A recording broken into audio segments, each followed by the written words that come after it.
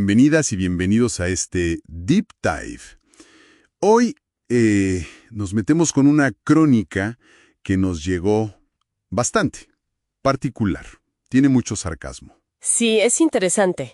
Y lo que hace es poner frente a frente a Los Cabos, aquí en Baja California Sur, con Estados Unidos.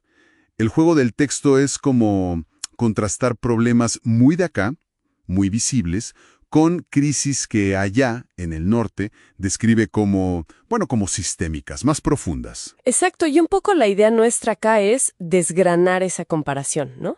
Ver qué dice puntualmente la fuente sobre Los Cabos, infraestructura, seguridad, la vida social, y después, checar esas tensiones políticas, sociales, económicas que le achaca a Estados Unidos. Dale. Siempre desde lo que dice el texto, claro, siendo objetivos con la fuente. Perfecto.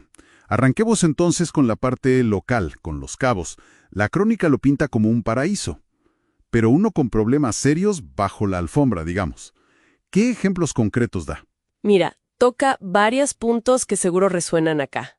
Por ejemplo, en infraestructura habla del famoso programa Casabaches. El Casabaches. Claro, y lo pone como un parche constante, ¿no? Como señal de que quizás la planificación original no fue la mejor. Ajá.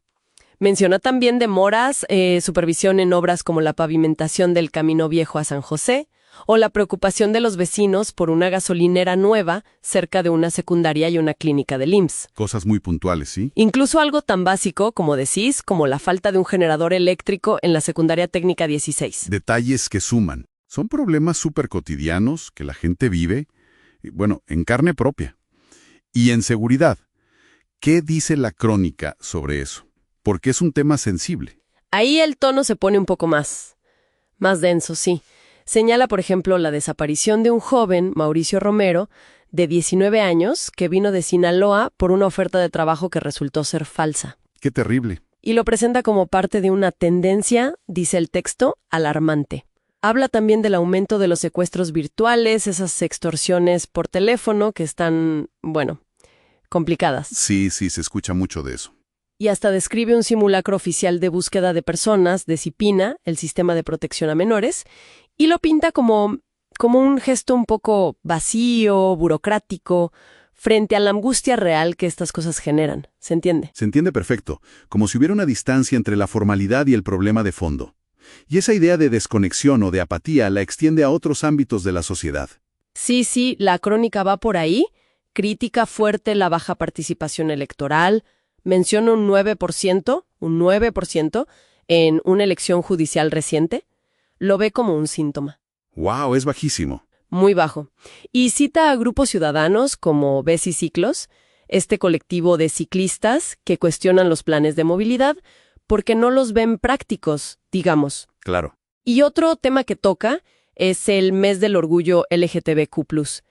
Ahí pone en tensión dos cosas. Por un lado, la promoción turística, que obviamente destaca las cifras, habla de un 21% de visitantes de la comunidad en 2024, una derrama económica importante. El lado del negocio, digamos. Exacto. Y por otro lado, la voz de activistas, como los de Codisec AC, que dicen, el turismo, pero necesitamos más que certificaciones. Piden una sensibilidad social real, más profunda. Entiendo la tensión. Incluso interpreta las jornadas de limpieza voluntaria en las playas, que son súper positivas en sí, pero las lee también como una señal de que los servicios públicos quizás no dan abasto. Es súper interesante cómo la crónica teje todos estos problemas locales, muy visibles, casi palpables. Ahora, vamos al otro lado del espejo. ¿Cómo describe el texto la situación en Estados Unidos?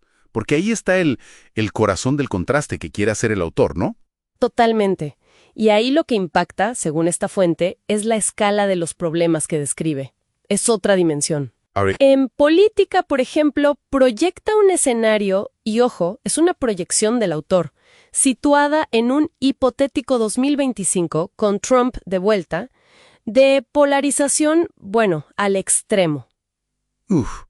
Habla de riesgo geopolítico alto, una agenda para desestabilizar globalmente, desregulación a full, recortes fiscales, hasta posible retirada de tropas. y que eso paralizaría organismos internacionales. Un panorama muy tenso. Sí, el texto anticipa más violencia política, choques entre estados azules y rojos, muy dividido todo. ¿Qué perspectiva? Fuerte. ¿Y sobre las fracturas sociales allá? ¿Qué dice la crónica? Ahí también es bastante crítica la fuente. Cita la persistencia del racismo estructural. Da ejemplos concretos. La desestimación de la demanda por la masacre de Tulsa, que es histórico. La crisis del agua en Flint, que sigue y sigue afectando sobre todo a comunidades negras. Problemas que no se resuelven. Exacto. O disputas por tierras indígenas, como el caso de Tucker Pass. También reporta preocupaciones sobre, censura educativa, discusiones sobre raza, género, prohibición de libros en escuelas y ataques a derechos de mujeres y de la comunidad LGBTIQ+. Temas muy actuales y divisimos. Y menciona algo muy específico. Cancer Alley, en Luisiana.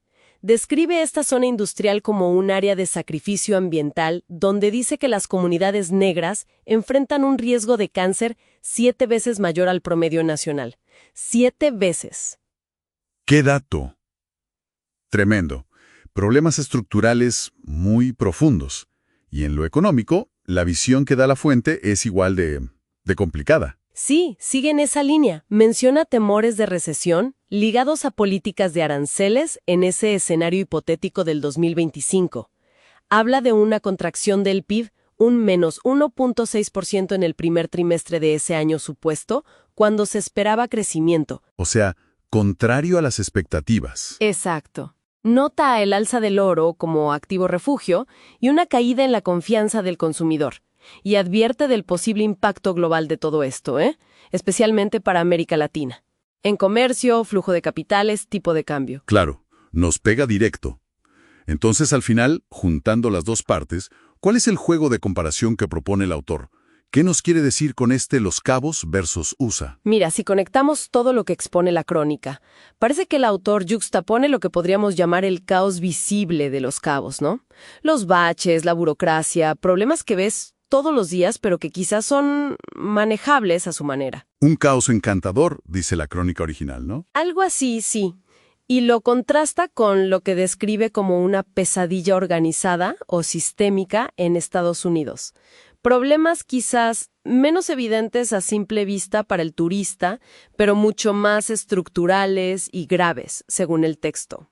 Entiendo. La conclusión implícita del autor, siempre en ese tono medio satírico, parece ser que, a pesar de la ineficiencia local, Los Cabos todavía guarda cierta autenticidad.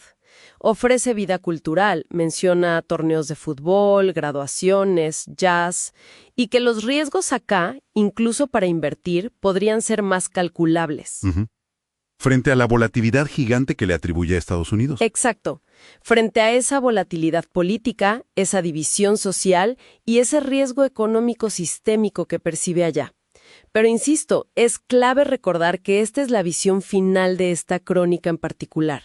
Es la tesis del autor. Queda clarísimo. Cerramos entonces este deep dive con esa comparación tan provocadora que nos deja la fuente.